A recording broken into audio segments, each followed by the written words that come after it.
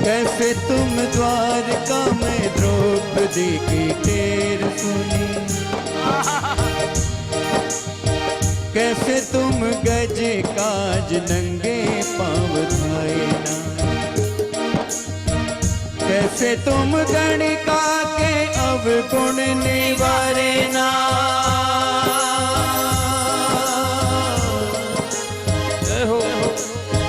कैसे तुम भीलनी के बेर मीठे खाए ना, कैसे तुम नरसी के मायरा भरे हो ना, कैसे तुम मीरा के विष अमृत कर डारे ना। करुणा निधान श्याम मेरी फेर मूंदे का, करुणा निधान श्याम मेरी फेर मूंदे का। ए श्याम सुंदर पधारो। अशरण शरण श्याम मेरे मन भाए ना, शरण शरण श्याम मेरे मन भाए ना। शरण शरण श्याम मेरे मन भाई ना। आओ नंद नंदना आओ मन मोहना, गोपियों के प्राण धन राधा और चंदना। आओ मन मोहना आओ नंद नंदना, गोपियों के प्राण धन राधा और चंदना। हो गोपियों के प्राण धन राधा और चंदना, गोपियों के प्राण धन राधा और चंदना। हो गोपियों के प्राण धन राधा और चंदना, गोपियों के प्राण धन राधा और चंदना। आओ मन मोहना आओ नंद नंदना, गोपियों के प्राण धन राधा और चंदना। आओ मन मोहना आओ नंद नंदना, गोपियों के प्राण धन राधा और चंदना। आओ मन मोहना आओ नंद नंदना, गोपियों के प्राण धन राधा और चंदना। आओ मन मोहना आओ नंद नंदना, गोपियों के प्राण धन राधा और जय हो। आओ मन मोहना आओ नंद नंदना, गोपियों के प्राण धन राधा और चंदना। आओ मन मोहना आओ नंद नंदना, गोपियों के प्राण धन राधा और ओ गोपियों के प्राण धन राधा और चंदना, गोपियों के प्राण धन राधा और चंदना। ओ गोपियों के प्राण धन राधा और चंदना, गोपियों के प्राण धन राधा और चंदना। ओ गोपियों के प्राण धन राधा और चंदना, ओ गोपियों के प्राण धन राधा और चंदना। आओ मन मोहना आओ नंद नंदना, गोपियों के प्राण धन राधा और चंदना। आओ मन मोहना आओ नंद नंदना, गोपियों के प्राण धन राधा और चंदना। आओ मन मोहना आओ नंद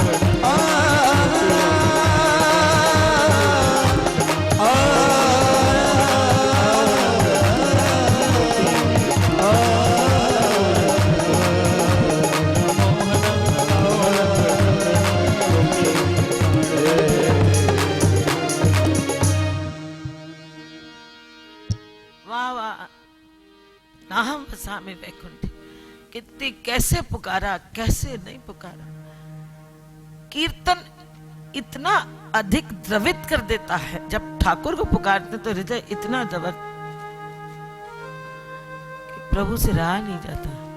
तभी कहा मैं वैकुंठ में नहीं बसता हूं नारद, मैं किसी योगियों के हृदय में नहीं रहता हूं। मेरा भक्त जब मेरे को पुकारता मैं उनके हृदय में जाके बैठ जाता हूं। झोपड़ी में विदुर और सुलभा कीर्तन कर रहे हैं, बिना बुलाए आज भगवान उनके द्वार आ रहे हैं। इतनी भक्ति तेज होनी चाहिए कि भक्त बिना बुलाए भगवान आ जाए। यहां पर सुलभा विदुरानी वहां बैठी। भक्ति जब तीव्र होती ना तो हृदय द्रवित होता है। हमारी भक्ति तीव्र नहीं होती। मेरी बनी घटना सुनाऊं, मैं बहुत कीर्तन करती थी, लेकिन जब संत आने वाले होते थे तो जोर से करती थी, सीताराम सीताराम सीताराम जय सीताराम। बोले अभी तो वो गाड़ी से ना बहुत दूर है, अभी 1 किलोमीटर दूरी से आने वाले हैं। अच्छा अच्छा अच्छा, तो उठा शांति करो। जो ही मालूम पड़े कीर्तन उनकी गाड़ी आ गई, सीताराम सीताराम सीताराम। ऐसे भी सब लोग कीर्तन करते हैं कि जब आने वाले हो तब कीर्तन तेज कर दो, और जब कोई नहीं आने वाला हो तो घर में बैठो पिक्चर देखो। अरे आने वाले हैं क्या, अच्छा सीताराम सीताराम। ऐसे बहुत लोग करते हैं, सब लोग, आप लोग नहीं करते होंगे, लेकिन जब भक्ति तीव्र होती है, जब हृदय पवित्र हो जाता है, जब हृदय पवित्र होता है तो भगवान से मिलने की बेचैनी शुरू हो जाती।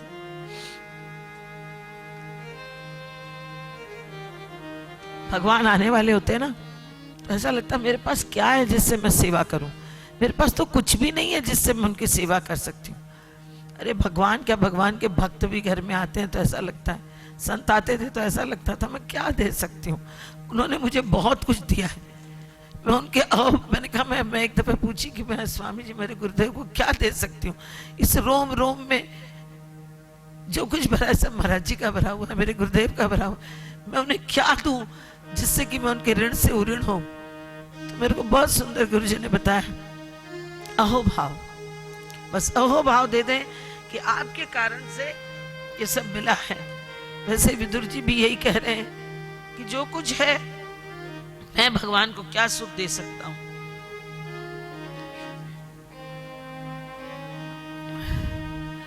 भक्ति भी एक नशा है। अब कहते हैं नशा, भक्ति भी एक नशा है। मैंने बहुतों को देखा है कीर्तन रोज करते हैं, रोज करते हैं, अपने को लगता है रोज रोज वही हरे कृष्णा क्या करते हैं, लेकिन उसका भी नशा हो जाता है। भक्त का हृदय पवित्र होता है, उसको लगता है कि मैं किसको क्या खिला दूं। सोचिए उसके भाव कितने पवित्र हो जाते हैं। नहीं तो कहीं जाते हैं तो लगता है मेरे को ये मिल जाए।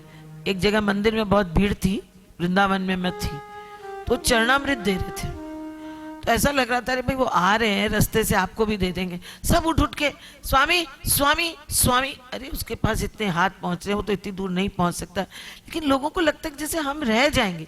नहीं, हम दूसरों को दे दें। भक्त का हृदय बड़ा पवित्र होता है, सबसे ऊंचा है।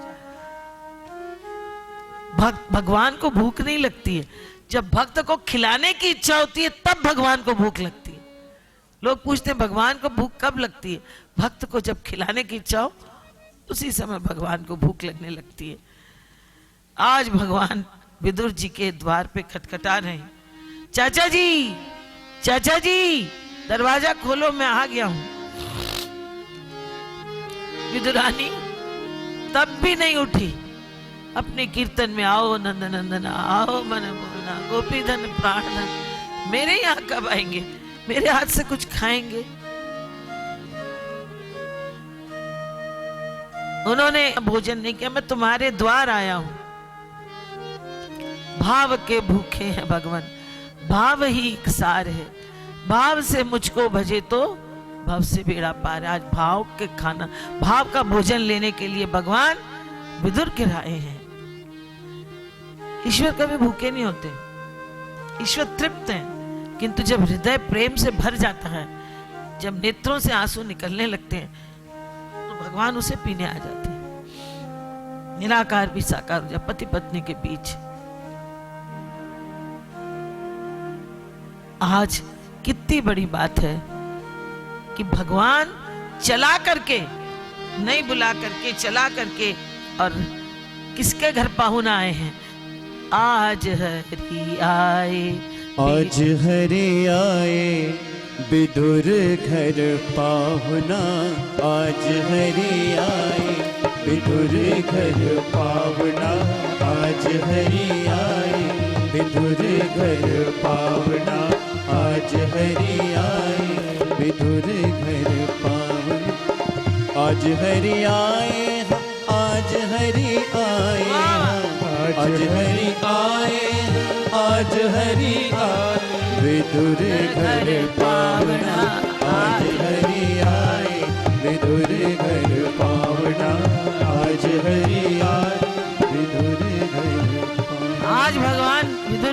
पाहुना बन के आए। बिल्कुल विदुरानी को कोई होश नहीं। विदुर जी बाहर जाके उनको लेके आ रहे हैं। अरे सुलभा देख तो सही कैसे स्वागत करें। लेकिन भाजी कच्ची उतरी हुई थी, न पूरी भाजी थी। फूली अंग समावे न भोजन कहाँ जिमावना।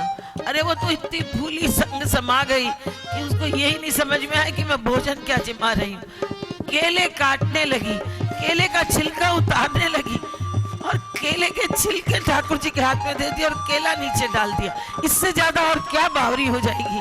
बावरी भई, बावरी भईरी, बोरी भईरी, मैं तो कृष्ण प्रेम में बोरी भईरी। फूली अंगन सभावे और छिलका देत श्याम मुख माही, लागे बहुत सुहावना। और भगवान क्या कर रहे हैं, वो छिलका ही खा रहे। इतने में विदुर जी ने देखा, ये क्या कर रही है सुलभा, ये क्या कर रही है तू। उनके तो नेत्रों से आंसू चल रहे। मेरे घर आए पाहुणा, इतने माही विदुर जी आए, इतने माही विदुर जी आए। खारे खोटे वचन सुनाए, खारे खोटे वचन सुनाए। छिलका देत श्याम मुख माही, छिलका देत श्याम मुख माही। कहाँ गवाई भावना, आज हरि आए विदुर घर पावना। आज हरि आए विदुर घर पावना। विदुर जी ने तुरंत उससे ले लिया केला लेकर के, और छिलके तो हटा दिए और केला है ना उनके हाथ में दे दिया। ठाकुर जी केला लीजिए। तो क्या कहा, केला लिया, केला लिया विदुर कर माही। केला लिया विदुर कर माही। गिरी देत गिरधर मुख माही, गिरी देत गिरधर मुख केला की अंदर की माही। गिरी थी वो देने लगे। क्या कहा कृष्ण जी ने, कहे कृष्ण जी सुनो विदुर जी, कहे कृष्ण जी सुनो विदुर जी। स्वाद नहीं वो आवना, बोले मेरे को स्वाद ही नहीं आ रहा है। विदुर घर पावना। आज हरि आए विदुर घर पावना। आज हरि आए, हाँ आज हरि आए। आज हरि आए, हाँ आज हरि आए विदुर घर पावना। आज हरि आए विदुर घर पावना। बासी कुर्सी, अरे भाजी भी वहां पड़ी थी, वो भी पकाने नहीं गई। बासी कुर्सी, बासी खूसी रूखे सूखे, बासी कुर्सी, रूखी सूखी। हो हम तो विदुर जी प्रेम के भूखे, हम तो विदुर जी प्रेम के भूखे। हो हम तो विदुर जी प्रेम के भूखे, हम तो विदुर जी प्रेम के भूखे। सखी कहे धन धन विदुरानी, सखी कहे धन धन विदुरानी। भक्तन मान बढ़ावना, आज हरि आए विदुर घर पावना। आज हरि आए विदुर घर पावना। हो विदुर घर पावना, विदुर घर पावना, विदुर घर पावना, विदुर घर पावना। हो आज हरि आए विदुर घर पावना। आज हरि आए विदुर घर पावना। आज हरि आए विदुर घर पावना। आज हरि आए विदुर घर पावना। हमारा भी मन विदुर जी जैसा हो जाए, हमारा मन भी विदुरानी जैसा हो जाए। आज से हमारी सखियों, आज ऐसा सोचो कि मेरा हृदय का पात्र खाली है।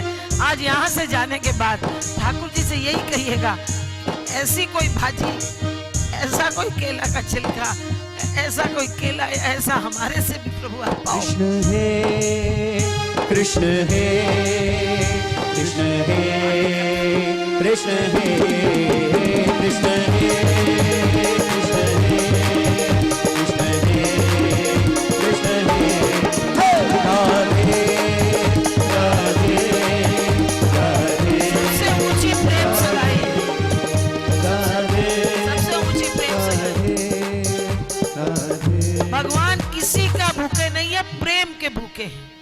और सबसे ऊंची प्रेम सगाई, सबसे ऊंची प्रेम सगाई, ओ सबसे ऊंची प्रेम सगाई, सबसे ऊंची प्रेम सगाई। दुर्योधन के मेवा त्यागे, दुर्योधन के मेवा त्यागे, दुर्योधन के मेवा त्यागे, दुर्योधन के मेवा त्यागे, साग भी दुर्गर पाई, ओ सबसे ऊंची प्रेम सगाई, सबसे ऊंची प्रेम सगाई, सबसे ऊंची प्रेम सगाई, सबसे ऊंची प्रेम सगाई। ऐसी प्रीत बढ़ी वृंदावन, ऐसी प्रीत बढ़े वृंदावन, ओ ऐसी प्रीत बढ़ी वृंदावन, ऐसी प्रीत बढ़े वृंदावन, गोपियन नाच नचाई, सबसे ऊंची प्रेम सगाई, सबसे ऊंची प्रेम सगाई। प्रेम के वश अर्जुन रथ हाक्यों, प्रेम के वश अर्जुन रथ हाक्यों, प्रेम के वश अर्जुन रथ हाक्यों, प्रेम के वश अर्जुन रथ हाक्यों, भूल गए ठकुराई, ओ सबसे ऊंची प्रेम सगाई, सबसे ऊंची प्रेम सगाई। सूर क्रूर इस लायक नाही, सूर क्रूर इस लायक नाही, हो सूर क्रूर इस लायक नाही, सूर क्रूर इस लायक नाही, हो कह लग करे बड़ाई, सबसे ऊंची प्रेम सगाई, सबसे ऊंची प्रेम सगाई, सबसे ऊंची प्रेम सगाई, सबसे ऊंची प्रेम सगाई, सबसे ऊंची। बोलो कृष्ण कन्हैया लाल की जय। प्रेम करना तो बहुत लोग जानते होंगे, लेकिन निभाना सिर्फ कृष्ण को आता है। प्रेम तो हम बहुत से करते हैं, इससे हमारा प्रेम है, उससे हमारा प्रेम। सामने वाला आपका कितना ध्यान रखता है, ये प्रेम कृष्ण ही जानता है। रिश्ते बहुत होते हैं, पर निभाना सिर्फ श्री कृष्ण को आता है और किसी को नहीं आता। राजन, ये विदुर जी को प्रसंग आया, संगत का रंग मन को बहुत लगता है। दुष्ट के यहाँ पे कभी भी अन्न नहीं खाना चाहिए।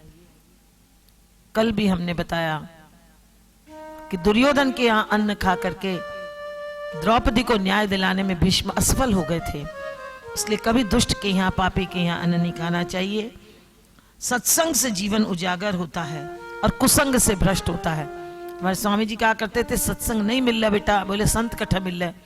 बोले संत नहीं मिला, सत्संग नहीं मिल रहा, तो कोई बात नहीं, कुसंग मत करना। मैंने कहा कहाँ से कुसंग कर? बोले पति का, पुत्र का, घर का, वालों का, रिश्ते का, किसी का भी कुसंग हो सकता है। जो आपको भगवान की तरफ से विभक्त करके और संसार की तरफ ले जाए वो कुसंग। जो आपके मन में द्वेष की भावना पैदा करे वो कुसंग। तो कुसंग छोड़ो, कुसंग त्याज है। एक बार चैतन्य महाप्रभु और वल्लभाचार्य जी दोनों एक जगह मिले। दोनों ने कुछ कहा नहीं, सब लोग देखे कि इतने बड़े बड़े संत मिले हैं तो कुछ तो बोलेंगे। तो बोले, एक गाय की सींग पे सुई की नोक, राई का दाना इतना टिके, इतना सत्संग टिक जाए तो जीवन पूरा हो जाए, जीवन सफल हो जाएगा। एक गाय की सींग पे राई का दाना टिके, कितना होगा राई का टांग, और कितनी देर टिकेगा? उतनी देर टिकने में सत्संग से गुजरे। और तब उत्ते में कहा कि अरे वाह कितनी अच्छी बात बोली। तो दूसरे संत से कहा आपने क्या कहा? बोले एक गाय की सींग पे सत्संग इतना टिके तो जीवन तो बदल जाएगा, लेकिन एक गाय की सींग पे एक राई का दाना टिके, उतना कुसंग होगा तो किया हुआ सारा सत्संग खत्म हो जाएगा। कितना बड़ा कुसंग का पाप बताया है। इसलिए कभी भी आम का वृक्ष बोते हुए बबूल मत लगाओ, किसी जीव का तिरस्कार न करें। तप का प्रथम चरण है जिह्वा, उस पे अंकुश रखें। दुर्योधन विदुर चाचा से कहते हैं तुम दासी पुत्रो, अन्न खाकर तुमने बहुत उसकी निंदा की, इसलिए विदुर जी वहां से छोड़ के निकल गए। इसके ऊपर हमने पहले बात करी कि जो अगर किसी संत का अपमान कर दे और वो वहां से निकल जाए, वहीं से उसका शुरू हो जाता है। 12 वर्ष तक तप करेंगे तब सहनशील आएगी। विदुर जी वहां से चले, यात्रा पर निकले। यात्रा पर जाते जाते वहां जाकर के याति त्राति, इंद्रियों को प्रतिकूल विषय से हटा करके और भगवान की तरफ ले जाने का नाम है यात्रा। आजकल यात्रा पे थोड़ी जाते हैं। यात्रा का अर्थ है कितना अपना आनंद मनाएं वहां पे और क्या क्या कर सकते हैं। यात्रा मीन्स अपने अपने मन को इस तरीके से बना ले कि वो भगवान के सिवा और कुछ न करें। वहां से यात्रा करते करते विदुर जी यमुना किनारे पहुंचे। देखिए यमुना किनारे पहुंचे, यमुना जी से याद आ गया वृंदावन पहुंचे। भैया यमुना जी मथुरा से वृंदावन की तरफ बहती हैं। वही बात होती है, अध्यात्म की नदी भी जब बहते बहते वृंदावन, मतलब जब भीतर की ओर अध्यात्म नदी राधा रानी के नूपुर तक अगर चली गई और नूपुर के धार से निकल गई, तो समझिए आपकी नदी यमुना नदी आपको रस पाने में समर्थ हो गई। वो वृंदावन जहां पे राधा रानी का अनेक मंत्र नाद मंजु नूपुरार वस्कलत समाज राज हंस वंश निक्पणाति गौरवे विलोल हेम वल्लरी विडम्बि चारु चक्र में सदा करिष्यसि हमाम कृपा कट। कौन सी? जिनकी नूपुर की धनी अनेक मंत्र। क्या निकलता है? आप सोचते हैं कि नूपुर से कोई छमछम छमछम पायलिया बाजे नहीं है श्री जी का। अनेक मंत्र नाद मंजू, नाद ब्रह्म निकलता है। एक दफे किसी सखी ने कहा अरे कृष्ण कहा तू बस बंसी बजाएगा, बात कर रहा है, कहाँ ते बंसी बजाएगा? बड़ो आयो ग्वां को ग्वारियो बंसी बजाने के लिए। बोले देख मेरी बंसी सुनेगी ना तो तू बेहोश हो जाएगी, तू बंसी सुन के तुम मोहित हो जाएगी। बोले बजाए ले बजाए ले। कहाँ ते बजाएगा? बोले कहा। बोले मेरी राधा रानी के नूपुर की को जो नाद ब्रह्म निकले और वहां में जो रव प्रकट हो वहां को नाद तू चुरा करके और बंसी में बजायो करे। ये वृंदावन के लोग अपने अपनी बात को कहते हैं। तो अनेक मंत्रों का जो नाद ब्रह्म होता है ना, स्वस्ति न इंद्रो बृहस्रवा, ऐसे ऐसे हाथ करके लोग वेद मंत्र बोलते हैं ना यजुर्वेद के, उन सब में नाद होता है। मैं श्रीमद् भागवत का पाठ सुनने से मेरे आती हूँ, मुझे इतना अधिक अच्छा लगता है। ये सस्वर पाठ करते हैं। मेरे को मन में आया कि कल कहूंगी कि 3 बजे थोड़ी 5 मिनट तक वापस सस्वर पाठ सबको भी सुनने दीजिए। उसमें बहुत नाद होता है, नाद ब्रह्म है और वो निकलता कहाँ है? हमारी राधा रानी की नूपुर से। ऐसा वृंदावन, यहाँ पर जाने के बाद और कुछ याद ही नहीं आए। वृंदावन की बात आई तो मेरे मन में थोड़ा सा वृंदावन के लिए। वृंदावन पहुंचे और कन्हैया ब्रज में घूमे, उस रज में लौटने लगे कि मेरे कन्हैया इस रज में लौटे हैं, मैं इसमें लौटूं। उस कन्हैया वहां से लौटने लगे। विदुर जी ने अनुभव किया कि श्री कृष्ण यहाँ पे बिना पदत्राण के यमुना किनारे गायों को चराने के लिए लौटे हैं। मैं इसे कैसे करूं? वहां देखे तो बोले टेर कदम है, यहाँ देखे तो कृष्ण वंशी बजाने वाले हैं, यहाँ देखे तो चारों तरफ उनको लगा कि वृंदावन ही एक ऐसी जगह है जहां पे कृष्ण को भुलाए भी नहीं भूलते। क्या कहा? यहाँ भुलाए भी नहीं भूलते। भगवान है ऋषिकेश, जिसकी प्रत्येक इंद्रिय एक तरफ लग जाए और इंद्रियों का पति श्री कृष्ण जहां पर हो। विदुर जी ने सोचा यहाँ पे गाय दौड़ती है, ऐसी जगह है यहाँ पे जगत स्वयं भूल जाता है और प्रेम में तन्मय स्वयं हो जाता है। सब साधनों का यही रहस्य है। उद्धव को वहां पे भागवत धर्म का उपदेश मिला था और उद्धव जी भी वहीं पर आकर के उस समय प्रभास क्षेत्र से जब परमधाम गमन कृष्ण का हो गया था तो प्रभास क्षेत्र से वहां पर आए हुए थे और उद्धव जी भी वहीं पर बद्रिकाश्रम जाते हुए ब्रजभूमि के दर्शन किए। और आगे 7वें दिन की कथा में ये पूरी कथा लूंगी, अभी शॉर्ट में 2 लाइन में बोलती हूँ। 7वें दिन पूरा उद्धव जी का वृंदावन का चरित्र बताएंगे। आज भी वृंदावन के अनेक साधु समाज बैठ करके वृंदावन की गुप्त लीलाओं के दर्शन करते हैं, करते फिरते हैं। उसी रमन रेती में विदुर जी बैठे हुए थे। कहा?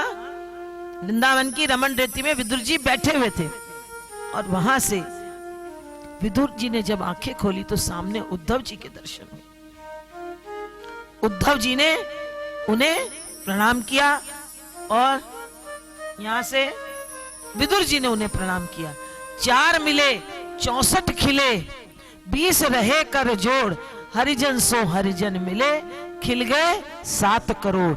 इसका अर्थ समझ में आया? 4 मिले, 2 आंखें आपकी, 2 आंखें उसकी, 2 आंखें उद्धव जी की, 2 आंखें विदुर जी की। 4 मिले 64 खिले, 64 माने 32 दांत हमारे, 32 दांत उनके, 64 दांत खिल गए। 4 मिले 64 खिले, 20 रहे कर जोड़, 10 उंगलियां हमारी, 10 उंगली उनकी, 20 रहे कर जोड़, हरिजन सो हरिजन मिले। तो क्या हुआ? खिल गए 7 करोड़, 3.5 करोड़ हमारे रोए रो और 3.5 करोड़ उनके रो करके 7 करोड़ रो खिल गए। इसको कहते हैं हरिजन से हरिजन का मिलन, मिलन मन से मन का मिलन। जब रोंगटे खिल गए, एक दूसरे को देखकर एक दूसरे के गले लगे और ऐसा लगा कि जैसे ठाकुर जी से ठाकुर जी का मिलन हो रहा है। मनुष्य जितना समय सत्संग में बिताता है ना, उतना ही समय जिया है। एक रियल में मैं एक संत से मिली हुई हूं, कई बातें तो मेरी संत की भी इसी में याद आ जाती है। एक संत से मिली तो मैंने कहा कितने आप बहुत वृद्ध हो गए होंगे? बोले नहीं, मेरी उम्र 3.5 बरस की। 3.5 बरस की उम्र, इतने वृद्ध हैं? 3.5 बरस की। बोले पहले मैं बहुत गाफल था, अब 3.5 बरस जितना इससे ज्ञान हुआ है तब से मुझे लगता है मैं जिया, सत्संग में जितना जीता है उतना ही जिया। विदुर जी ने कहा जिस भागवत धर्म का उपदेश आपको भगवान ने दिया था वह मैं सुनना चाहता हूँ। मैं जातिहीन और कर्महीन हूँ, आपसे श्रवणहीन की इच्छा करता हूँ। किसी के पास जाओ ना, संत के पास, तो ऐसा अपने लोगों को कहना चाहिए कि हम कुछ सुनना चाहते हैं। हम तो ऐसे जाकर बोलते हैं कि आपको ये करना चाहिए, आपको हमको ऐसा हुआ, हमको ऐसा हुआ, हमको ऐसा हुआ। नहीं, हम कुछ सुनना चाहते हैं। देखिए उनके अंदर कितनी पवित्र भावनाएं होती है ना, वो अपने आप निकल आती हैं। उद्धव जी ने कहा आप साधारण मानव नहीं है। मनुष्य जब तक दीन नहीं बन जाता ना, नम्र नहीं बन जाता ना, तब तक वो भगवान को नहीं पाता है। विदुर जी आपसे क्या कहूं, जब मुझे उपदेश दिया था तो मैत्रेय जी वहां बैठे थे। मैं तो अभी कुछ बोलने लायक नहीं हूं, आप मैत्रेय जी से मिलिए और मैत्रेय जी आपको सब चीज बताएंगे। कृष्ण तवास्मे न चास्मे परस्य, भगवान जैसा हमें बनाए थे वैसा हम बन नहीं पाए। उद्धव जी को उस समय अंदर से गम सता रहा था क्योंकि प्रभास क्षेत्र से परमधाम गमन चले गए थे। पर विदुर जी भगवान ने जाते समय आपको याद किया था। विदुर जी ने कहा मुझे भगवान ने याद किया? आत्मानं च कुरु श्रेष्ठ कृष्णेन मनसेक्षितम् ध्यायन् गते भागवते रुरोद्र प्रेम विह्वल। वो प्रेम से विह्वल हो गए। परम भक्त उद्धव जी के मुख से सुना कि प्रभु के अंतर्धान होने के समाचार सुने, प्रभु ने मुझे याद किया। और उद्धव जी के चले जाने से विदुर जी प्रेम विह्वल होकर रोने लग गए। उद्धव जी तो बद्रिकाश्रम गए और विदुर जी मैत्रेय ऋषि वहां पर मिलने के लिए वहां गए और मैत्रेय जी से कई प्रश्न किए। और प्रश्न करने के बाद उन्होंने, विदुर जी कहते हैं कि एक बार मुझसे भूल हो गई, मुझे असावधान रहना पड़ा, इसलिए पशु बनना पड़ा। उसके बाद मैत्रेय जी विदुर जी से अनेक प्रश्न पूछे। भगवान अकर्ता है फिर भी कल्प्य आरंभ, इस सृष्टि की रचना कैसे की, संसार सभी सुख के लिए प्रयत्न करते हैं, फिर भी उनका दुख दूर नहीं होता, उन्हें सुख मिलता है, ऐसा क्यों? इन प्रश्नों का उत्तर मिले ऐसी कथा कीजिए, भगवान की लीलाओं का वर्णन कीजिए, जब दुख दूर होगा। सृष्टि की उत्पत्ति का कथा भागवत में बार बार आती है।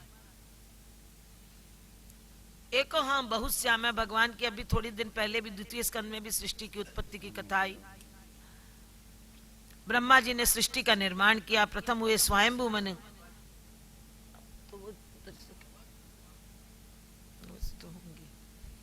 उस समय पृथ्वी तो रसातल में डूबी हुई थी, अतः ब्रह्मा ने सोचा प्रजा का निर्माण तो करूं, किंतु उसे बसाऊं कहां? तो जब पृथ्वी बसाई तो नासिका में से वाराह भगवान का प्रकट हुआ। उन्होंने पृथ्वी को पानी से बाहर निकाला, रास्ते में हिरण्याक्ष को मारा और पृथ्वी का शासन मनु को सौंप कर चले गए। देखिए कितनी जल्दी वाराह अवतार की कथा कह दी। परीक्षित ने कहा नहीं। यह कथा मैत्रेय जी ने विदुर जी को सुनाई, लेकिन परीक्षित ने कहा यह हिरण्याक्ष कौन? ये पृथ्वी रसातल में गई क्यों? इसका रहस्य क्या? कुछ तो बताओ। आपने तो 1 मिनट में वराह भगवान को बुला करके कर दिया। दिति कश्यप की ऋषि धर्म पत्नी थी। एक दिन सायंकाल को दिति को श्रृंगार करके पति के पास गई। कश्यप ने कहा देवी ये समय सायंकाल का है, काम सुख के उपयुक्त नहीं। सायंकाल सूर्य और चंद्र तेज क्षीण हो जाते हैं, दुर्बल होते हैं। सूर्य का स्वामी है बुद्धि और उसका स्वामी है, मन का स्वामी है चंद्र। चंद्र घटता बढ़ता रहता है, क्षीण होता रहता है। शाम के समय चंद्र की चीज क्षीण हो जाती है, मन और बुद्धि उस समय में काम प्रवेश कर जाता है। उसने कहा नहीं, मुझे तो इसी वक्त चाहिए। काम ऐसा दुष्ट है, एक बार हृदय में प्रवेश करता तो बाहर निकलता नहीं। उल्लुओं की सभा में एक दफे प्रस्ताव पास हुआ। बीच में कहानी याद आ गई। उल्लुओं की सभा हुई। कई लोगों को जब मन में आती कि यही ठीक है तो किसी न किसी तरीके से साबित करते रहते हैं। इसमें हुआ इसलिए ठीक है, इसमें हुआ इसलिए ठीक है, इसमें हुआ इसलिए ठीक है। सब लोग अपनी ठीक को साबित करते हैं कि नहीं? अपने को जो जच गई वो ठीक है, दूसरे को जचाओ पता नहीं, और उसको फिर पूरी जीवन इसी में लगा दिया हमने। एक्सप्लेनेशन तुमने ये क्यों किया? वो इसलिए किया ना कि मैंने सोचा ऐसे करने से ऐसे हो जाएगा, ऐसे करने से ऐसे हो जाएगा। अपनी बुद्धि को इतना ज्यादा इस्तेमाल करते हैं कि दूसरे की बात सुन नहीं पाते। यहां पर यही की यही बात हुई। उल्लुओं की सभा में प्रस्ताव पास किया। हमने रोज सुना है कि यहां पर सूर्य है, पर तुमने देखा? नहीं देखा। तुमने देखा? पूरी सभा में किसी ने कहा कि हमने तो कभी भी उल्लू नहीं देखा, नहीं कभी भी सूर्य नहीं देखा। सॉरी, तो सूर्य नहीं देखा तो मतलब फाइनल। अभी मैं आप सबसे पूछूं कि आपने कभी भगवान को देखा? नहीं देखा, है ही नहीं। होता तो हम में से किसी को दिखता कि नहीं? किसी को नहीं दिखा, मतलब सूर्य नहीं है। प्रस्ताव पास करो, सूर्य नहीं है। तो इसका अगर उल्लुओं ने कह दिया कि सूर्य नहीं है तो सूर्य का अस्तित्व नहीं है, तो क्या सूर्य नहीं है? वैसे ही अगर अभक्त कह दे कि भगवान दिखते नहीं है हमें, भगवान नहीं है, तो क्या भगवान नहीं है? तो जो भगवान नहीं है बोलता है वो क्या है? उल्लू।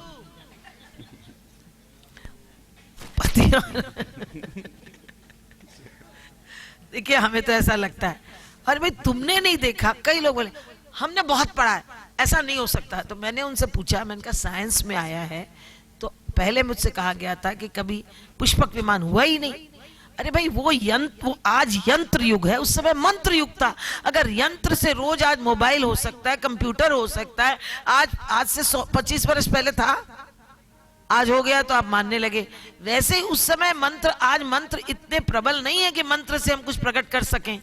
पर ये कैसे कह दें कि अगर हमको मंत्र नहीं आता तो मंत्र में उतनी शक्ति नहीं कि आज प्रकट कर ले। पहले कृत्या को धट्ट देने से ऋषि ठर्र करके प्रकट कर देते। एक मंत्र बोला खत्म। अरे हमारे पास ऐसे मंत्र ही नहीं है आजकल, मंत्र दृष्टा भी नहीं है, मंत्र बोलने वाले नहीं है, तो कहां से मंत्र से होगा? आजकल तो यंत्र बोलते हैं कंप्यूटर में, ऐसे ऐसे करके वो क्या आता है, इंटरनेट, ऐसे ऐसे लगाओ, ऐसे ऐसे करके open open close, open close, ये मंत्र ही है ना, ओपन क्लोज, पटाख लगाया कर दिया। तो जब यंत्र में इतनी शक्ति आ सकती तो मंत्र में क्यों नहीं आ सकती? बताइए। वही उल्लू वाली बात कि हमको नहीं समझ में आती, मतलब है नहीं। इसका तात्पर्य नहीं है। जब दिति ने जाना कि गर्भ से राक्षस उत्पन्न होने वाले हैं तो दिति को बड़ा दुख हुआ, अब मैं क्या करूं। तब उसने कहा पति से जाके कि क्या करना। बोले चलो कोई बात नहीं, तुम्हारे गर्भ से जो 2 पुत्र राक्षस उत्पन्न होने वाले हैं उनको मारेंगे, भगवान स्वयं मारने के लिए आएंगे। विदुर जी ने प्रश्न किया ऐसी क्या बात है कि उनसे जो राक्षस आएंगे उनको है ना भगवान स्वयं मारने आएंगे। बोले हाँ। एक बार ब्रह्मा जी ने कहा मेरे मानस पुत्र सनकादि घूमने गए थे, वैकुंठ लोग गए, सनत कुमारों को अलौकिक वैकुंठ रूप का दर्शन करना था। जो जय विजय अपन कहते हैं ना, जय विजय जो द्वारपाल थे, उन्होंने अंदर जाने से मना किया। काफी बार कहा मुझे दर्शन करने जाना, उन्होंने कहा नहीं आपको दर्शन अभी नहीं कर सकते हैं, लक्ष्मी जी के साथ में आप नहीं जा सकते हैं। उनको क्रोध आ गया। अब आप कहेंगे सनत कुमारों को क्रोध आ गया। जितना भी ऋषि मुनि महात्मा को क्रोध आता है वो सारा का सारा दूसरे के हित के लिए आता है। आप समझ लीजिए, हम सोचते हैं कि अरे वो दुर्वासा ऋषि कितना करते हैं, उतना दूसरों के हित के लिए क्रोध आता है। सनत कुमार 6 कुंड पार कर करके गए, 7वें पर आए, वहां जय विजय ने उन्हें मना किया। उन्होंने श्राप दे दिया कि जाओ 3 योनि तक तुम मृत्यु लोक जाकर के राक्षस बन जाओ। तो वो 3 बार राक्षस बने, हिरण्याक्ष और हिरण्यकश्यप, आप सब नाम जानते हैं। दूसरा ये रावण और कुंभकर्ण, और तीसरा शिशुपाल और दंतवक्र। ये 3 योनि में वो लोग बने। जय और विजय हम दोनों लेकर के चलते हैं। नाम कितने सुंदर है। इस नाम को संतों ने कहा है जय मतलब प्रतिष्ठा और विजय मतलब चारों तरफ हमारी विजय हो। प्रतिष्ठा तो है पर विजय मतलब चारों तरफ विजय हो। जहां पर जय विजय रोकते किस लिए हैं कि 7 द्वार पर आकर के अभिमान को रोकने के लिए जय विजय रोक रहे थे कि उन्हें अभिमान था कि हमें क्यों रोका गया। वैसे का वैसे हम कहीं जाएं, सत्संग में जाएं और हमें पीछे क्यों रोका जाए, हम सबसे आगे। वैसे का वैसे कभी न कभी ये अभिमान सबको आता है। त्रिविधम नरकस्येदम द्वारम नाशनमात्मन काम क्रोधस्तथा लोभस तस्मात् देत्रयम् त्यजेत्। देखिए मैं जरा जरा श्लोक इसलिए बोल देती हूँ कि आपको लगे नहीं कि मैं भागवत नहीं बोल रही हूँ। जय जय श्री राधे। हिरण्याक्ष और हिरण्यकश्यपु 4-4 हाथ रोज बढ़ने लगे। कितने? 4-4 हाथ रोज बढ़ने लगे। हिरण्याक्ष का अर्थ है संग्रह वृत्ति। मैं आशय बताने जा रही हूं, कथा आपको सब कुछ मालूम है, आशय बता रही हूं कि हिरण्याक्ष का अर्थ है संग्रह वृत्ति, लोभ। ये रखा वो रखा। एक जगह मैं देखी आंख से, एक जना भोजन कर रहा था, वो सब लोग तो एक एक फलका लेकर उठ रहे थे, उसको बेचारे को ज्यादा चाहिए था तो मांग नहीं सकता था। तो उसने क्या किया, ऐसे इशारा कर रहा था, अरे 2 पुरस दिए, तीसरी पूरी पुरस दी। फिर उसके बाद उसने कहा अब तो क्या करें, मतलब बार बार इससे कर रहा है, मतलब परोस। मतलब ऐसे ही हमारी संग्रह वृत्ति है, जितने रुपए आए आने दो आने दो।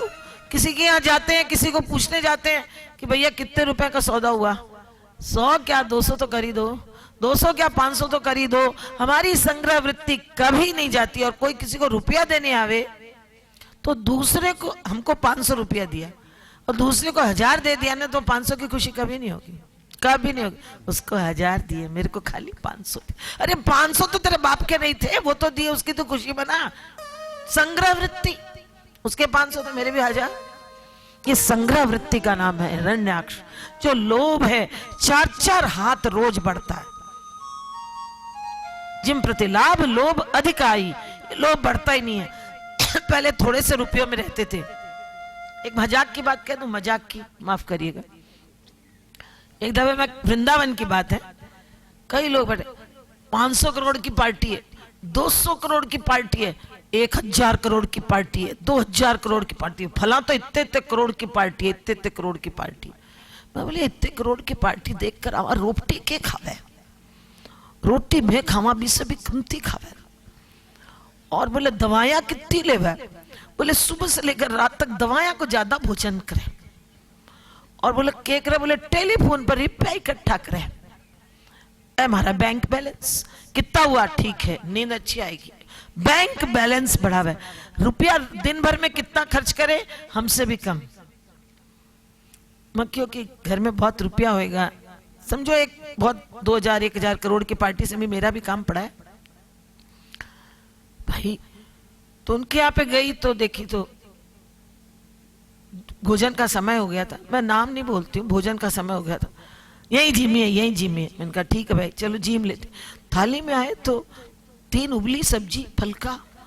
मैंने कहा कि यही जिम, बोले हम सब लोग उबली सब्जी खाते हैं तभी स्वस्थ रहते हैं। अरे भाई स्वस्थ तो रहते हैं पर उबली सब्जी फलका। बोले डॉक्टर की मनाही की हुई है, कोलेस्ट्रॉल बढ़ जाता है, इंग्रेडिएंट सब बढ़ जाते हैं, इसलिए हम लोग तो यही सब्जी खाते। भाई हमारे यहाँ जाते हैं अचार है, चटनी है, 3 प्रकार की सब्जी है, मीठा है, चरका है, ऐसे ही जिम में बैठते हैं। अरे मैंने कहा इतने करोड़ की पार्टी है। फिर मैंने कहा दोपहर में देखा तो वो लोग जिमने के बाद बैठे थे तो घंटी आई, तो फ्लैट की घंटी खोलने के लिए खुद गई भाई साहब। मैंने कहा आप क्या नौकर हमारे यहाँ सब दोपहर में सो जाते हैं, चले जाते हैं, घंटी हम ही खोलते। लो भाई इतनी 2000 करोड़ की पार्टी, हमारे यहाँ 100 करोड़ की पार्टी के भी एक आदमी तो रहता है अंदर खोलने। लेकिन मजाक नहीं करती हूँ, एक बात आपसे शेयर कर रहे हैं। शाम हुई, बोले हम तो घूमने जा रहे हैं, कोलेस्ट्रॉल कट जाता, हम घूमने जा रहे हैं। अरे भाई तुम्हारे घूमने जा तो रहे हो, लेकिन अभी शाम का कार्यक्रम क्या, भोजन का। शाम को हम एक टाइम भोजन करते हैं, शाम का भोजन करते हैं, नहीं तो हमारा स्वस्थ नहीं रह सकता। क्यों वो करोड़ रुपया खर्चते कहाँ हो? मैंने कहा दिन भर में ये कार्यक्रम करते हो तो इतने 1000 करोड़ रुपए खर्चते कहाँ हो, खाली माथे में इतने जा। मैंने कहा मैं भी 9000 करोड़ की पार्टी हूँ। बोले हाँ भाई 9000 करोड़ की पार्टी। मैंने कहा मैं 9000 करोड़ की पार्टी। अरे आपके 1000 करोड़, हम 9000, झूठ नहीं कहूंगी भागवत हाथ में, मैंने कहा 9000 करोड़ की। बोले क्या? मैंने कहा मेरी एक एक भक्ति नवदा भक्ति 1000 करोड़ रुपए की है। श्रवणम कीर्तनम सेवनम स्मरणम पाद सेवनम अर्चनम वंदनम सख्यम तास्यम आत्मनिवेदनम, 1000 करोड़ की एक नवदा भक्ति है कि नहीं? उससे भी ऊपर है। तो मैं तो ज्यादा किया तो 9000 करोड़ की अपरिमित है। एक एक भक्ति के 1000 करोड़ दो तो कम से कम वो 1000 करोड़ हम भक्ति का आनंद तो ले सकेंगे। ये जो पैसा पैसा करके बैठे रहते हैं उसमें 9000 करोड़ की बिल्कुल आनंद भी नहीं लेते, घर में बैठ के आनंद भी नहीं लेते। वो खाना चाहिए ऐसा नहीं, मेरे को भी डॉक्टर ने बोला उबली हुई सब्जी खानी चाहिए। किंतु ये बात वहां पर चल रही थी कि संग्रह वृत्ति हिरण्याक्ष है और वो लोभ बढ़ता रहता है। अब उसको कैसे मारे जाए? हिरण्याक्ष को मारा है वराह भगवान ने। वो कोई भी वराह भगवान सबके पास आते हैं, उसका नाम है संतोष। लोभ को मारने के लिए संतोष वृत्ति की आवश्यकता है। जितना संतोष, मैंने कईयों को देखा काम करते हैं ना, उनसे बात करती हूँ भाई ये काम करने के अंदर मेरा काम पड़ता है, इसलिए गृहस्थ में रहती हूँ ना और बहुत लोगों से मिलना जुलना रहता है। आज हमारे काम है, आज हमारे काम बहुत है। मैंने कभी उनके नहीं सुना कि आज के उनके काम नहीं, उनके पास समय। अरे भाई क्या बात है, इतने फंसे हुए, जरा तो एक दिन तो मिल लो। मरने की भी फुर्सत नहीं है, क्या बताए राजू भाई, मरने की भी फुर्सत नहीं। मैंने कहा मरने के लिए फुर्सत निकालने की जरूरत नहीं, वो आपकी फुर्सत निकलवा लेगा। आप क्यों बोलते हो मरने की भी फुर्सत नहीं? अरे मरने के लिए फुर्सत निकालने की जरूरत नहीं, वो आपकी फुर्सत से नहीं आएगी मृत्यु, वो अपने आप आपको जिस काम में होगे वहीं से उठा लेगी। बोलिए ऐसे, मरने की भी फुर्सत नहीं। आदमी जो बिल्कुल सत्कर्म और सद्विचारों से सत्संगी आदमी है और जिसको बोध हो गया है, उसके पास समय ही समय है। जो जिम्मेदार उत्तरदायित्व आदमी, उसके पास समय ही समय है, और जो जिम्मेदार नहीं है उसके पास कभी समय नहीं। वो हमेशा कहेगा मैं बिजी। और मैंने अच्छे अच्छे विवेकवान लोगों से कहा आपको समय समय समय, भगवान की बात के लिए क्या समय नहीं, जब चाहिए जब समय किसी के काम आ जाए उसके लिए समय ही समय है। उत्तरदायित्व और बोधपूर्ण व्यक्ति हमेशा कहेगा मेरे पास समय है, और जो जिम्मेदार नहीं है, जिसको कुछ करना नहीं है, वो हमेशा कहेगा समय नहीं है। मरने की भी फुर्सत नहीं। मुझे पता भी नहीं है कि उनको कैसे पता है कि मरने के लिए फुर्सत निकालनी पड़ेगी। खैर, दिति के गर्भस्थ शिशु का बढ़ रहा था। एतो पार्षदो मह्यम जयो विजय एवच कदर्थि कृत्यमाम यद्वो भय कृता मति कृत। हिरण्याक्ष ने जाते हुए जब रसातल से पड़ी हुई भूमि थी, 12 महीने तक जप करने से, 12 महीने तक जप करने से, मेरा नहीं लिखा हुआ है, ये मैं भागवत से पढ़ के सुना रही हूं, मेरी लाइन नहीं है, मैं इसके काबिल नहीं हूं, इसलिए मैं अच्छे से बोलती हूं, पढ़ के। 12 महीने तक लगातार जप करने से एक बार, एक दिन क्रोध करने से वो जप का फल नष्ट हो जाता। कि मैंने पढ़ के मैं खुद भी चुप हूं, पर पढ़ा के सुना। एक बार क्रोध जप नष्ट कर देता है। इसलिए बाप जी ने लिखा है कि जप करने वाले को अति सावधान रहना चाहिए। जप कितना किया वो महत्वपूर्ण नहीं है, कितना अपराध के कारण से बह गया वो इंपॉर्टेंट है। ये एक छोटी सी घटना मेरे को बताई थी। एक जना बहुत कमाई करता था, कम से कम तो आज 30-40 बरस पुरानी बात होगी, और मैंने अपने ही पिताजी से सुनी, कोई इनका इतना कमा रहे हैं, आज तो बहुत कमाई है भाई, मार्केट है इतनी कमाई है कि कोई हिसाब को नहीं, अब आज तो बहुत कमाई, इसमें इतना फायदा, इतना फायदा। उन्होंने कहा कभी कमाई मत देखो, तलपट देखो कि खर्चा कितना है। बाहर निकलते हुए को हम देखते नहीं है, आते हुए को हम देख लेते हैं, इसलिए वो फिर घाटे में रह जाता है। वैसे ही नाम जब कमाई है हमारी, नाम जब कमाई करते हुए तो हम देख रहे हैं कि हमने इतना नाम जब किया, पर कितने के द्वारा हमारे तलपट से वो निकल गया, कितना खर्चा हमारा हो गया, वो हम काउंट नहीं करते हैं। इसलिए हम कहते हैं कि नाम जब से अभी तक हमको रुचि नहीं पड़ी, क्योंकि हमारा खर्चा घटता चला जाता। हम अपराध करते हैं उसको नहीं गिनते। क्रोध करने से घट जाता है। पश्यतीत पश्यक, हिरण्याक्ष अभिमान का, हिरण्यकश्यप अभिमान का अवतार था, और हिरण्याक्ष लोभ का अवतार था। वाराह अवतार तब उसी समय जो ही रसातल में पृथ्वी लेकर के वो गया, उसी समय रसातल से पृथ्वी अपने नाक पर लेकर के वराह रूप से श्री स्वयं ठाकुर जी पधारे। बोलो वराह भगवान की जय। समुद्र हुए डूबी हुई पृथ्वी को वराह भगवान ने बाहर तो निकाला, किंतु उसे अपने पास न रखा, उसे मनुष्य दे दिया। कौन सा दिवस सबसे श्रेष्ठ है? कौन सा दिवस सबसे श्रेष्ठ है? जिस दिन अपने हाथ से सत्कर्म हो गया वो दिन श्रेष्ठ। अपने जमा करो श्रेष्ठ दिवस। सीरियल देख करके, पिक्चर देख करके, होटल में खा के जो दिन गया वो उसको अश्रेष्ठ गिनिएगा, वो वेस्ट गया। ये श्रेष्ठ, ये वेस्ट।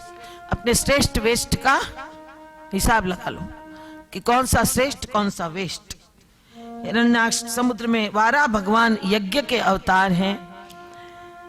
हिरण्याक्ष के मन में आया स्वर्ग से संपत्ति ले आऊं, वराह भगवान से युद्ध करूं। बार बार वो लेकर आए, और भगवान ने अंत में कितने दिन तक उसकी लड़ाई चली, और लड़ाई चलने के बाद भगवान ने उसको मार दिया, और मारने के बाद रसातल की पृथ्वी वापस मनु महाराज को देखी। लड़ने के अंदर, अब लड़ाई का कितना वर्णन करें, काफी दिनों तक लड़ाई चली। पृथ्वी, अब वाराह भगवान ने वाराह रूप क्यों लिया? मैं तो आशय बताने जा रही हूं जो संतों से सुना है। वाराह भगवान मतलब शुकर का रूप, शुकर का रूप ही ना, एक दांत ऐसा था। वराही रूप ऐसे है जो कि सारी आपकी पृथ्वी की गंदगी को साफ कर लेता है। दिखता है कि वो गंदगी खाते हैं, लेकिन आपकी पृथ्वी की गंदगी को साफ कौन करता है? वराह। अब संतोष वृत्ति ऐसी है जो हमारे अंदर हृदय के कीचड़ पड़े हुए, जितने सालों से, जितने जन्मों के कीचड़ पड़े हुए हैं, उनको कौन साफ करेगा? वराह भगवान को याद करके, संतोष रूपी वराह भगवान को याद करने से भाग्य के अंदर यह भगवान का वात्सल्यमय रूप है, जो हमारे भीतर के पड़े हुए कीचड़ को वो ही साफ कर सकता है। गंदे से गंदे रूप को दो त्याज्य है, उस त्याज्य रूप को वराह भगवान सुअर साफ कर लेता है। एक और सुअर की बहुत अच्छी निशानी है। रसातल में पृथ्वी गई है, रसातल में नीचे की ओर पृथ्वी गई है, और नीचे आप सुअर को कभी देखिए, अगर वो, उसने आकाश कभी नहीं देखा, आपने कभी देखा होगा तो पता नहीं, वृंदावन में बहुत रहते हैं इसलिए मैंने देखे हैं। उसको अगर आकाश को देखना तो उसको पूरा उल्टा करना पड़ता है, उसकी गर्दन ऊपर नहीं उठती है। पता है आप लोगों को, किसी को कभी देखा सूअर को? उसको वो ऊपर नहीं देख सकता, देख सकता नहीं, देख सकता, वो ऐसे ही रहता है, ऐसे ही। तो नीचे की ओर ही देखता है और नीचे की त्याज्य चीजों को साफ करता है। लेकिन ऊपर अगर देखना हो तो उसे उल्टा करना पड़ता है, तब वो ऊपर देखता है। तभी जितने भक्त कहते हैं बंध्यो कीट सूकर की नाही। हर भक्त भगवान से कहता है जैसे विषयों में हम लोग ऐसे पड़े हुए हैं, जैसे सूअर नीचे की गंदगी चाटता, वैसे हम विषयों की गंदगी चाटते चाटते कभी ऊपर में जैसे वो आकाश नहीं देख सकता, वैसे हम कभी प्रभु कृपा की ओर हमारी नजर नहीं जाती है। बंध्यो सूकर की तरह हम लोग रहते हैं। दूसरी एक और बात है, नीचे की ओर कोई चीज गई हुई है तो किसी न किसी सहारे से ऊपर आएगी। ये मन है ना, ये अपना बहुत बिगड़ा हुआ है। मन हमारा कितना भी करे नीचे विषयों की ओर जाता ही है। मन को जैसे ऊपर ये जल है, ये भी नीचे की ओर जाता है। जल कहां जाता है? नीचे की ओर जाता है। जहां पर भी रसातल की ओर जाता है, नीचे की ओर जाता है।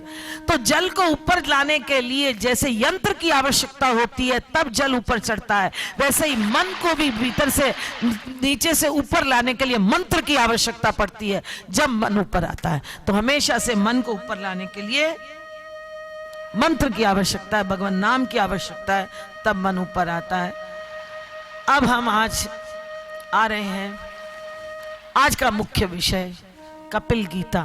मुझे लगता है हम सब लोग यही सोचते हैं कि कपिलाख्यान बड़ा बोरिंग है। मैं भी ऐसे ही कहती थी, प्लीज बोरिंग है ना, सांख्य दर्शन है, ये है वो, बोरिंग नहीं है क्या? कपिलाख्यान बोरिंग है ना? बोरिंग कोई नहीं कह रहा, इतनी भागवतें सुनी बहुत बोरिंग है, लेकिन बोरिंग नहीं है। जब इसके अंदर गहराई से डुबकी लगाई तो मुझे सोचा कि इसका नाम कपिल गीता है, कपिलाख्यानी, ये गीता है।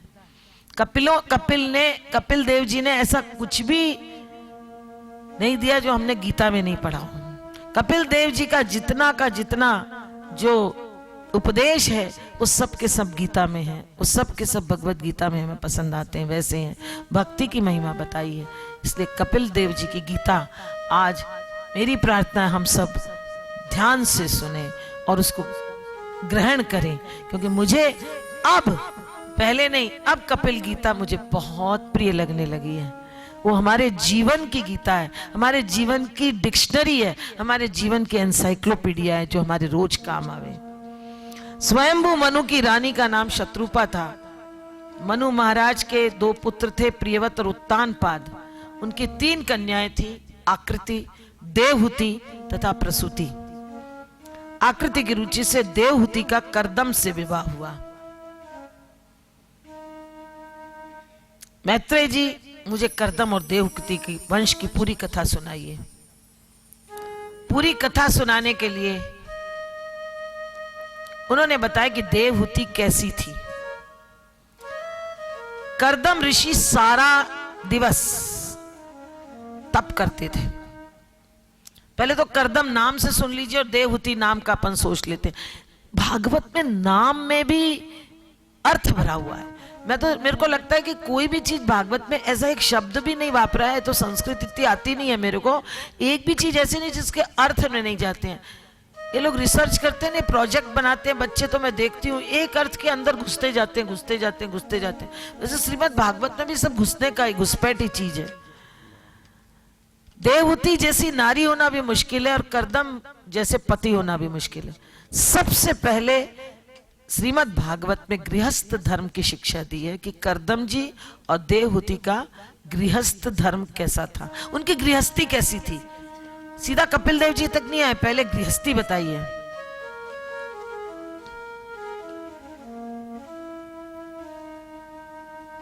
करदम, करदम क्या?